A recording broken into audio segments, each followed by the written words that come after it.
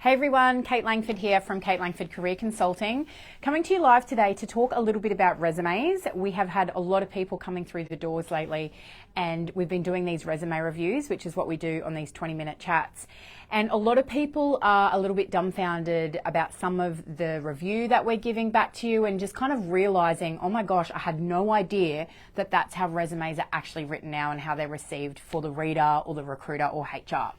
So I thought I would run through just some of those things today, and maybe you can have a bit of a tweak yourself, or if you need some help to do that and craft it and format it, then you can let us know and book that free 20-minute chat and we can have a look for you. So some of the first there's three tips I'm going to give you today. The first one is don't make it too long. Okay, it shouldn't be more than 3 pages.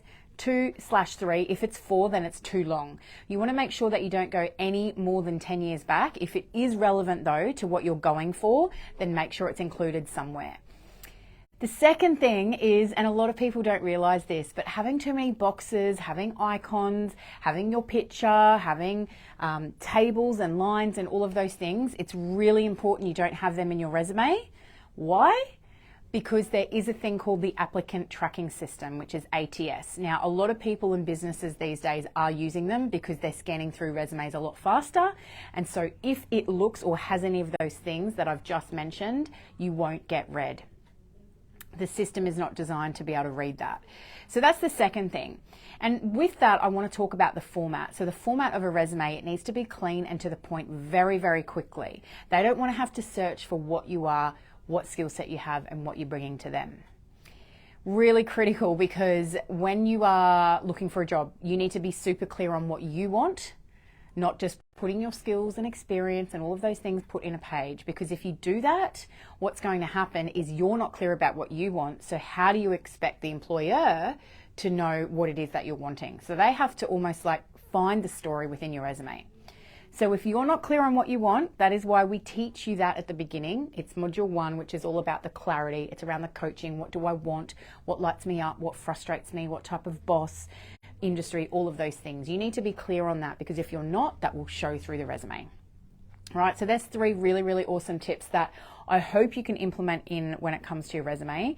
A lot of people are completely misunderstood when it comes to their resume, and they send that out there and then they feel so disheartened on why they're getting so many rejections.